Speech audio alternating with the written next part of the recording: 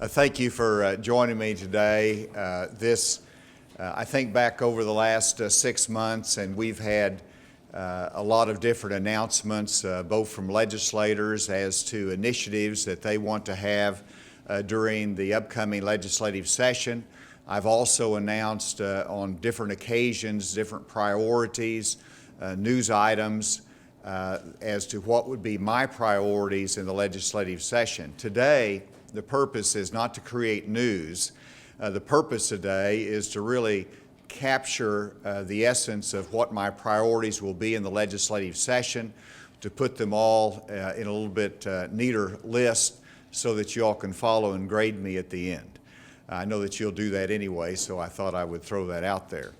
And I'm delighted to be joined today by so many legislators that are key to this. I see the Senate Pro Tem Jonathan Dismang. I think the speaker is still traveling, but Jonathan, thank you for being here today. I see committee chairmen, I see minority leaders and members of both parties here, and very grateful for your understanding that I know that you have priorities in this session, and we're going to be looking at all of your priorities, my priorities, but I just wanted to outline what I think is important for our state, what my priorities will be.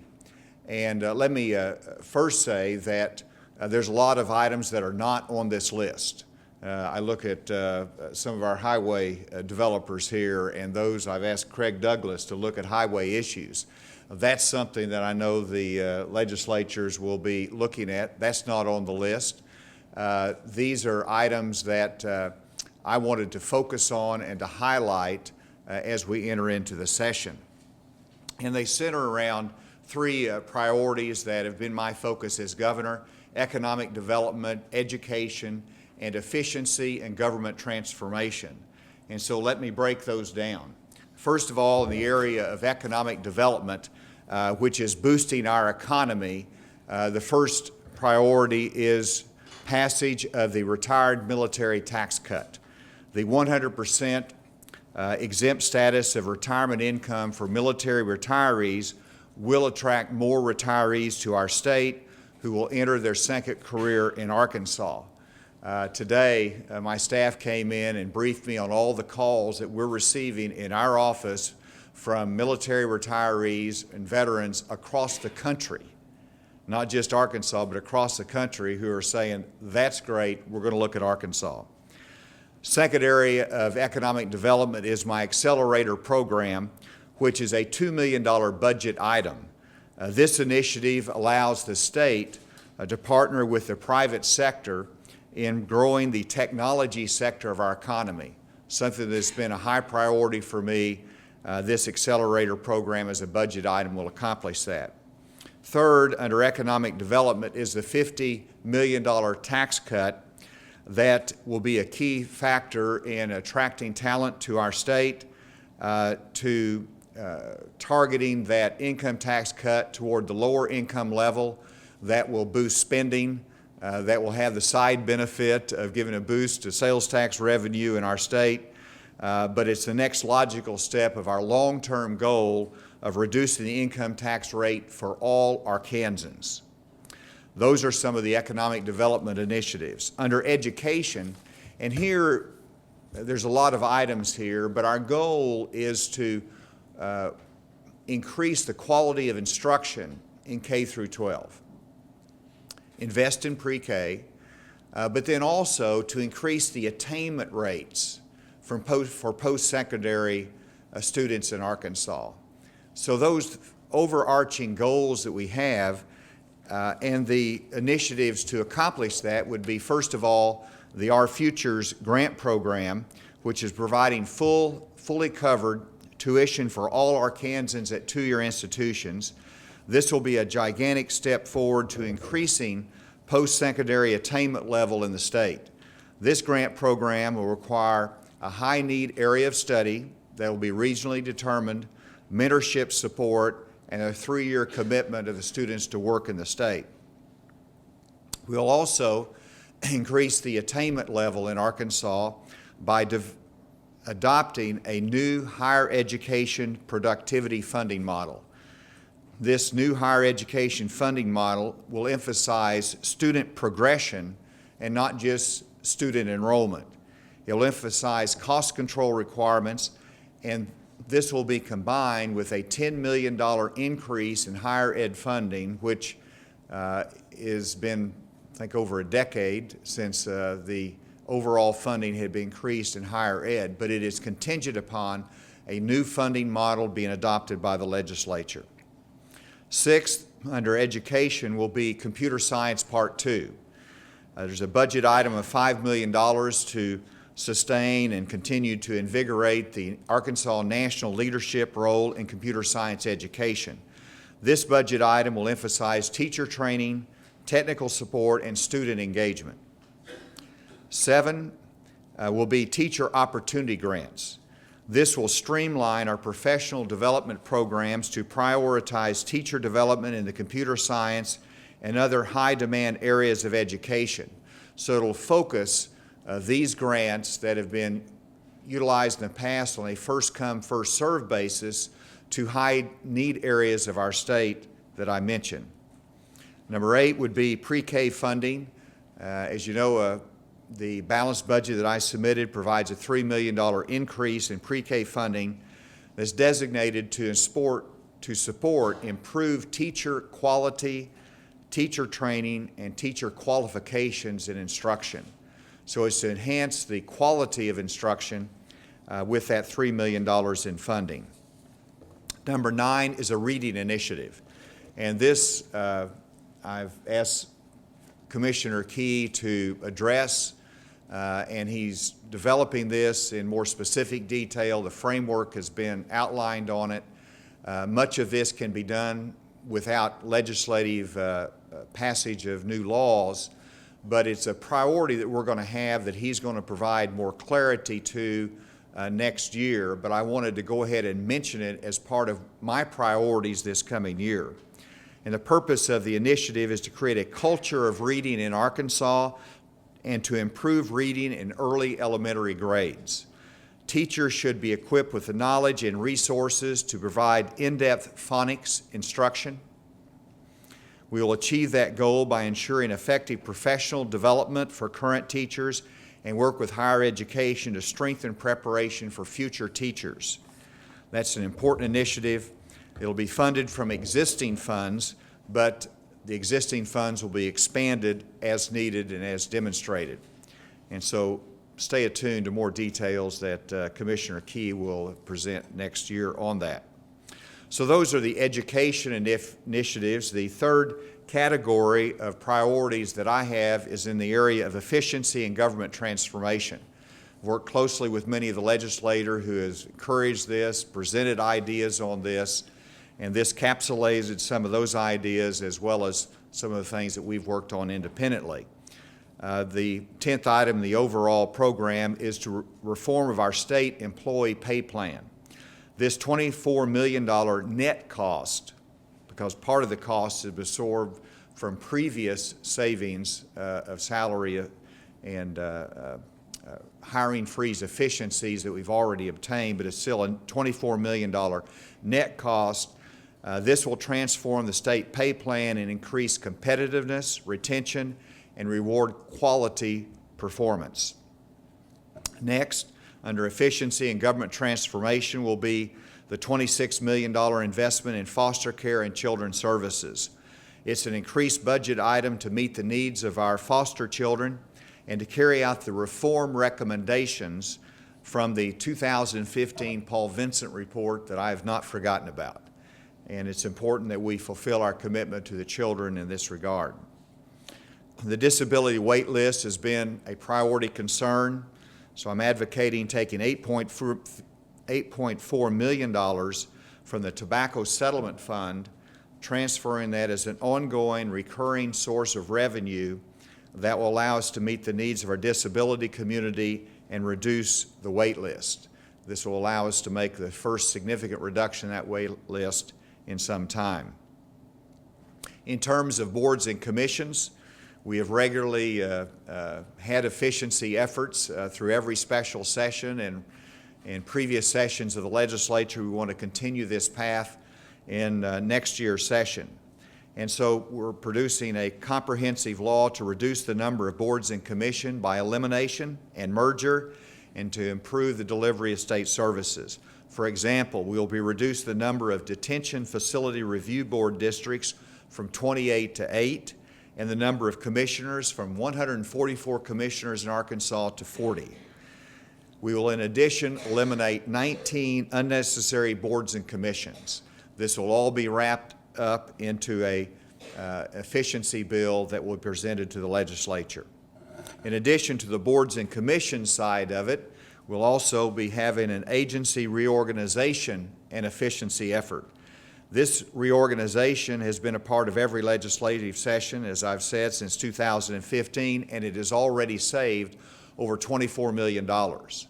And if you take that out over the next 10 years, that's $200 million. Over the next 5 years, it's $100 million in savings. These reorganization efforts do make a difference in the long term. This session, the reorganization bill will include the transfer of the Office of Energy from Economic Development to the Department of Environmental Quality. It will include moving the Office of Health Information Technology, which is right now a standalone agency, moving it to the Department of Health, giving it more strength, support, more efficiency, better delivery of services. It's moving the War Memorial Stadium Commission to the Department of Parks and Tourism. All of these are items that we've mentioned previously, but this will be part of the legislative package.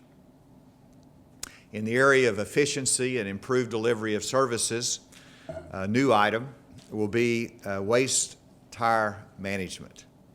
Currently, the system of waste tire management is inefficient and lacking any centralized control. The reform legislation will create a central registry within ADEQ, provide uniform fees across the state, and allow increased monitoring of the regional districts to reduce waste and abuse of taxpayers' dollars. 16 is the creation of regional mental health stabilization centers. This is a reform effort, but it's also a public safety initiative. In order to reduce the incarceration rate of those with mental illness and to increase public safety, a pilot program of 3 centers will be established in the budget with a commitment of $5 million. This will provide a regional facility for the evaluation and treatment of those who law enforcement encounter that are suspected to be in need of mental health treatment. This is a response to the law enforcement community, it's a response to the mental health community, as well as the Council for State Governments that have, and the task force that's really done some incredible work in making recommendations in the criminal justice area. These centers will be in addition to the crisis intervention training for law enforcement. Finally, it will continue to be a priority of mine to move Robert E. Lee Day away from the Martin Luther King National holiday to give Dr. King a day separate to himself that would be recognized across the state, and the legislation would move the Robert E. Lee Day to the fall as a memorial to him at that time. The budget includes a number of other matters that are important, including funding of the senior citizen centers and public libraries and restoring that funding. That's important to many of the legislators as well. I would emphasize that this list that I'm providing to you today are priorities that fall in the channels of education, economic development, as well as efficiency and transformation of state government. There will be many other items that will come from the agencies that I've approved, and our agencies will not be submitting items that are not approved by the governor's office, but they'll be submitted separately because they're either technical in nature or more routine or does not fit into these priority categories that I've mentioned. But it's going to obviously be a very busy session with a lot of matters that are important to me, a lot of matters that the legislature will bring up, a lot of matters that we'll have to deal with in terms of highways. It'll have to also address the marijuana initiative that was passed. So beyond what I've outlined, It'll be a very full agenda, but I wanted to make sure that the public is aware, the media is aware, and the legislators are aware of the priorities that I'll be presenting to them during the session. With that, I'd be happy to take any question.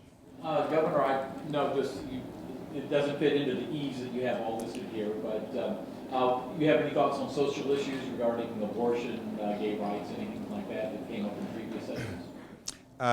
I'm aware that there will be some pro-life legislation that will be introduced. I've been provided a copy of one of the bills. I'll favorably look at that, but we want to study those details before any final position is taken, and that's a good example of there's a whole host of issues that will come up that many I will support, some I'll have to oppose, but we'll look at them, and some of them we'll just let work through the legislative process to determine what the final outcome is.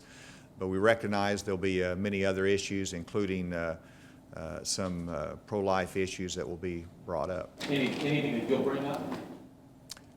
No, I think that's some that will work through the legislative body that have got some key sponsors of that, and so what I've outlined are my priority initiatives. Which of these is at the top of your list? Wow. I'm not going to put any of them higher than the other. They're all important to me. Why these priorities as opposed to social issues being included? Well, when I ran for governor, I ran for governor on being the jobs governor, creating more sustained economic growth in this state.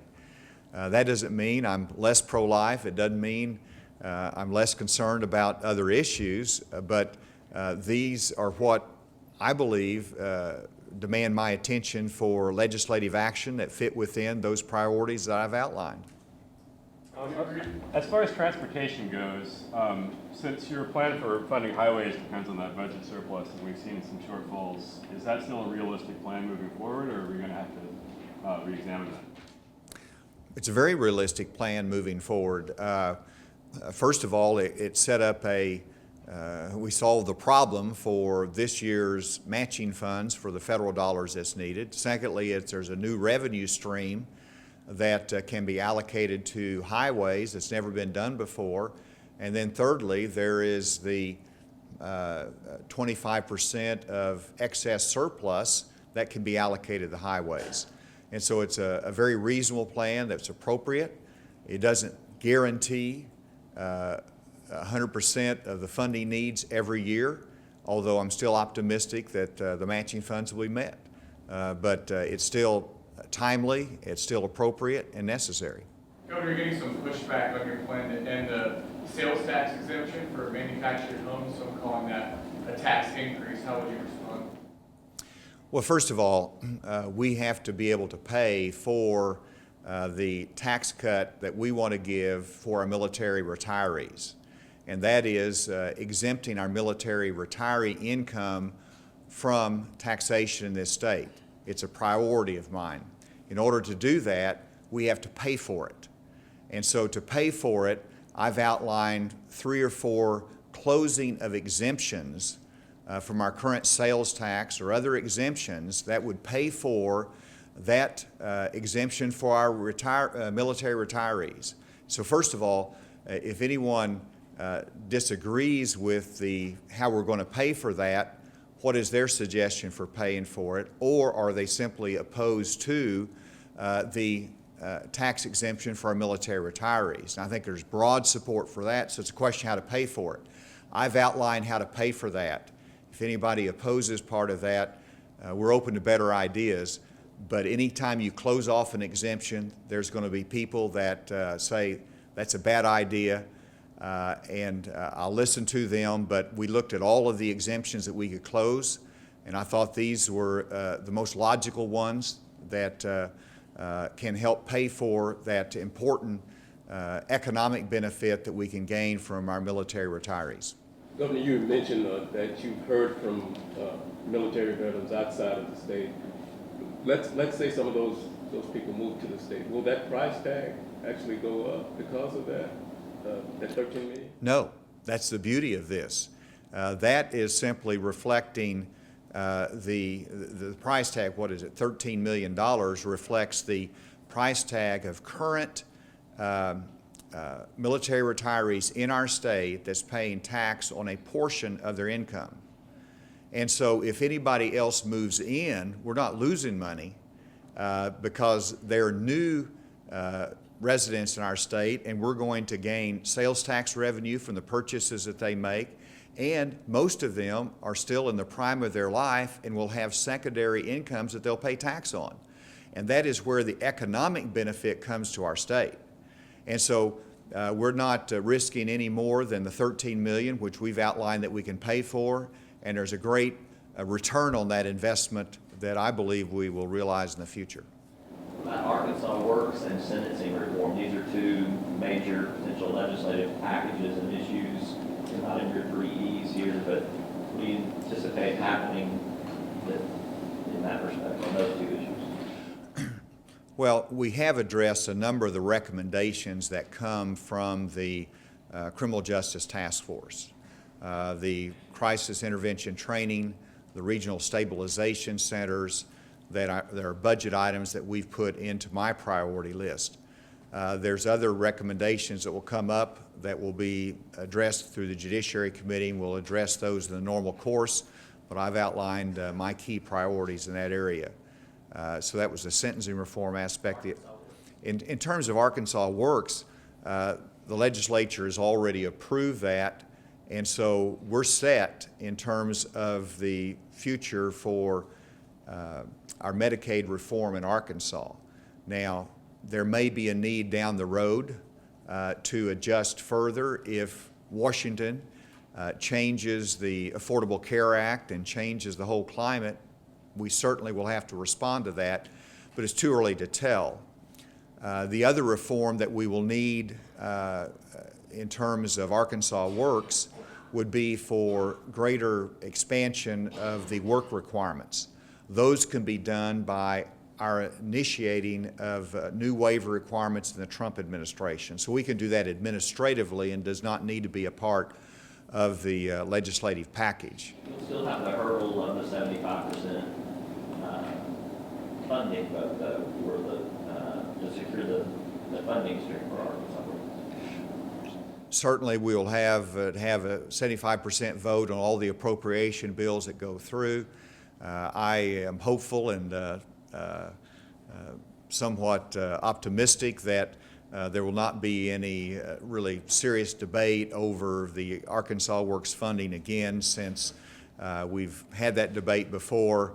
It'll be a part of the DHS budget, and everyone knows that there's going to be additional changes down the road that we might have to address. And so I think the message in this session should be stability. It should be a reaffirmation of what we've already done, and let's move forward until we have additional reform opportunities from the Trump administration that we need to respond to. Nice Christmas present. Yes, that would be. Governor, do you have any concerns about bills being filed that could distract from your agenda, could draw unwanted national attention on Arkansas and other states, transgender bathroom bills, things like that, that would draw attention to Arkansas? Well, with my vast experience in legislative sessions of one, I can feel confident that there will be some surprises, there will be some unanticipated legislation, there will be some unanticipated controversies, and you just deal with those a step at a time. And I really congratulate the General Assembly, because we've already had a lot of discussions in terms of what's happened in other states on facilities privacy and what needs to be done in Arkansas. I've indicated that we have the courts that are looking at this. We've got a new administration. We don't have a problem in Arkansas right now, so patience is a good word. But whether it's that issue or other issues, there's always unexpected initiatives that come up, and we will just deal with them and work with the legislature to resolve them. So in your discussions, you've talked to lawmakers and asked them to refrain from introducing a bill like that, of that nature? I've had discussions with them. I think it's very important that we continue those. And I do believe it's important that we wait until the courts make some definitive decisions that will hopefully be favorable to local control over those issues. And then secondly, with the new administration, there should be a reversal of this intrusive environment coming from Washington for those very sensitive subjects that we deal with very well in our schools. And then finally, I'm very proud of our school administrators in Arkansas and school board members. They handle these things locally very well. They're sensitive topics, and I guarantee you these sensitive topics should be handled from Arkansas, from our local communities, and not from Washington, D.C., and I think they're doing very well, so I don't see a urgent need to take any action in the legislature. For the crisis intervention training, I was wondering if you get more detail on that. Is that just law enforcement, or is that employees at prisons and county jails? How widespread is it, and is it more like rules and regulations, or like additional funding?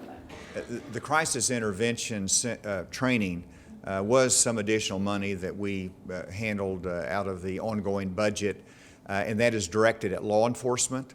And so both municipal officers, county officers, state will be trained in identifying mental health issues whenever they make an arrest or they see an incident.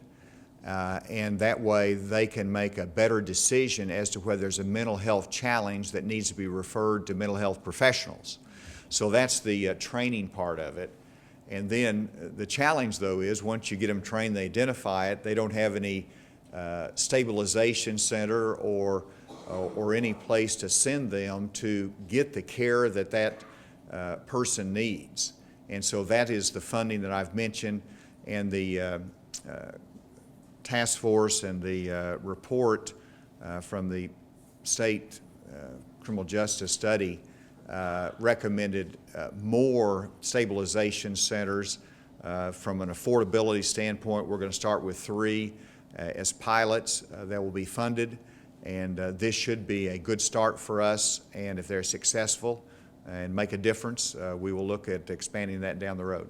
Are you going to introduce a merit selection amendment, or is there a plan that you've seen that you are going to support?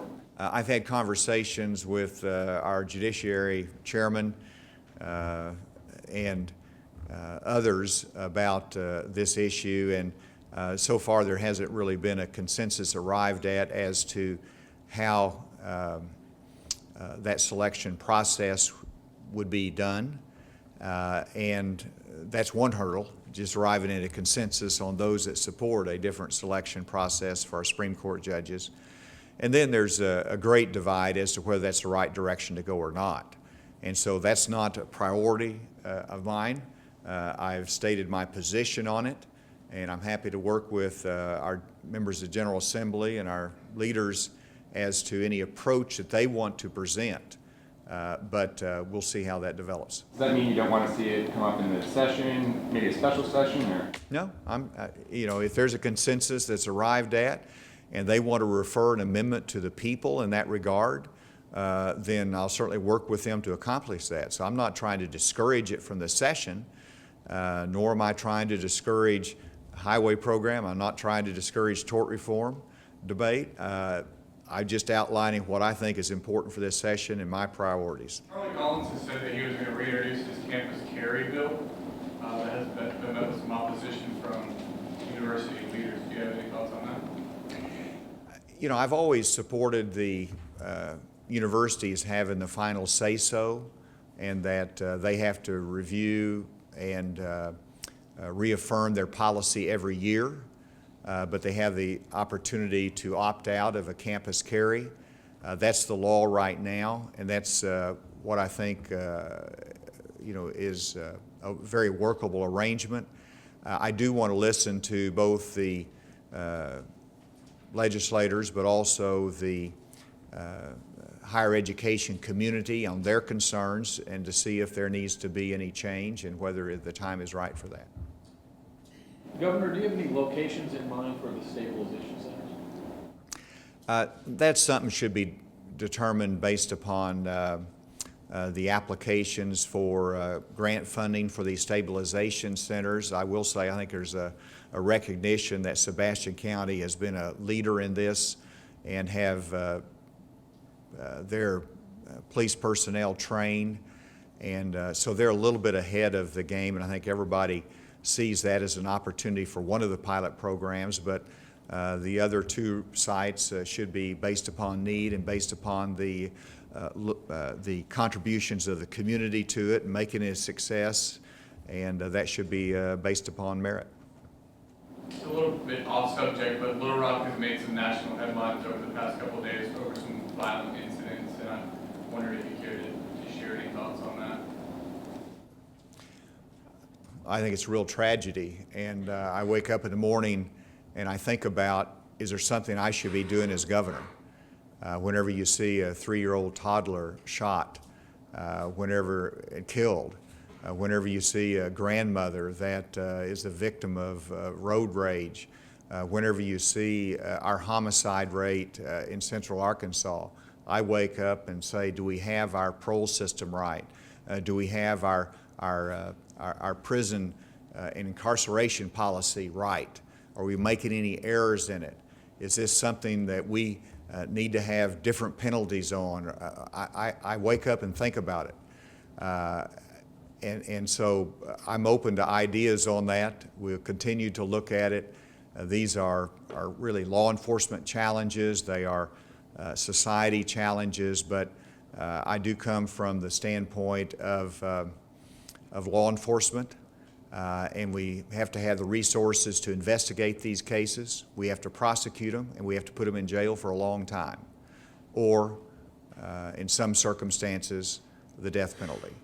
And it's even reaffirmed in my mind that there is some deterrent benefit from a death penalty that sends a signal to our society that violence ultimately leads in death, and that people have to be accountable for the most egregious violent crimes in our society. All right, this has been great. Senator Dismain, do you have anything to add?